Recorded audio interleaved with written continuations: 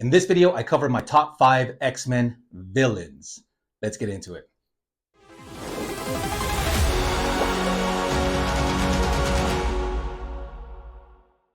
Hello YouTube, Axeman here once again.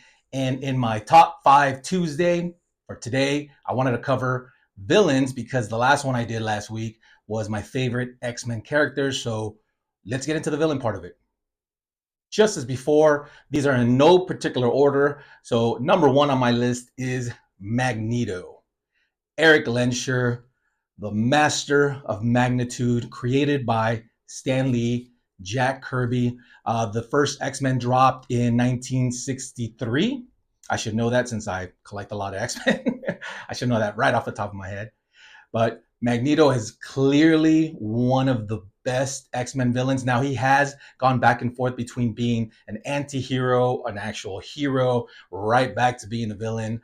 But he's got to be one of the best, if merely for being on the cover of the very first X-Men book ever, X-Men #1.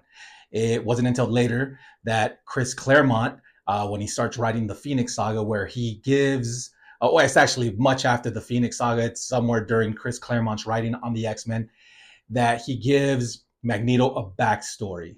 And that's when you discover that he was a Holocaust victim, and he gets his entire story fleshed out. So that's my number 1. On to the next one. Number 2 on my list is the Juggernaut. Cain Marko, stepbrother to Professor X, Professor Charles Xavier, made his first debut in X-Men #12. Where is it? He is right there. X-Men 12. He is actually technically not a mutant. He's an X-Men villain, though. So I was very specific at the beginning of the video that I was going to talk about my favorite X-Men villains. He actually gets his power from the crystal of Cyttorak. I'm sorry if I mispronounced it. Maybe I'll just throw it in the video. And he does wear that helmet that blocks any kind of telepathy, mental, foolishness that when they're trying to stop him, especially his stepbrother. But he's basically indestructible when he has the power, or is harnessing the power of the Cyttorak stone. So that is number 2 for me. Number 3. This one's a funny one. He's kind of one of my funny favorite X-Men villains, and it's Sauron, the human pterodactyl. He is actually one of the only one on my list of my favorite X-Men villains that was not created by Jack King Kirby and Stan the Man Lee. This was actually created by Neal Adams and Roy Thomas. Yes, Roy Thomas. And back during that time frame, with the Comics Code Authority, they couldn't use vampires as part of the storylines. Maybe I'm mixing this up with a couple of other X-Men history kind of stories that I've heard. So because they couldn't mess around with vampires at the time, they decided to create a vampire-like pterodactyl, Pteranodon. You constantly find Sauron in the Savage Lands. He's a cool character in my book just because it's so over the top. He was actually part of the original X-Men storyline. And I mean, who doesn't like a pterodactyl fighting the X-Men in the Savage Lands? I mean, what's not to like about that?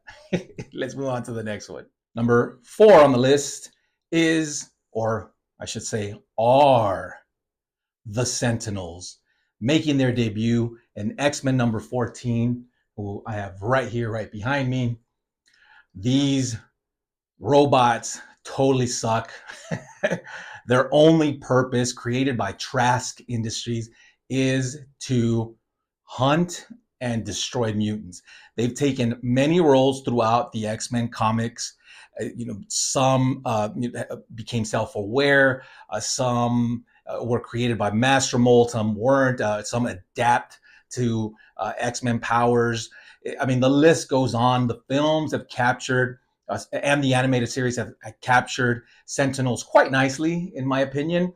But they are an icon of X-Men anything, whether it's video games, comic books, animated series, film. I mean, you cannot bring up X-Men without bringing up the Sentinels. On to the last one. Last but definitely not least is Dark Phoenix. In my opinion, she is a total badass. When she's Phoenix, she's already dangerous enough at it as it is, but when she becomes Dark Phoenix, and what I'm referring by she, I am referring to Marvel Girl, aka Jean Grey, aka Phoenix, and then becomes Dark Phoenix.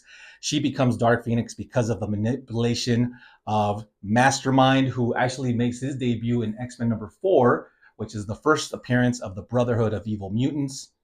And he basically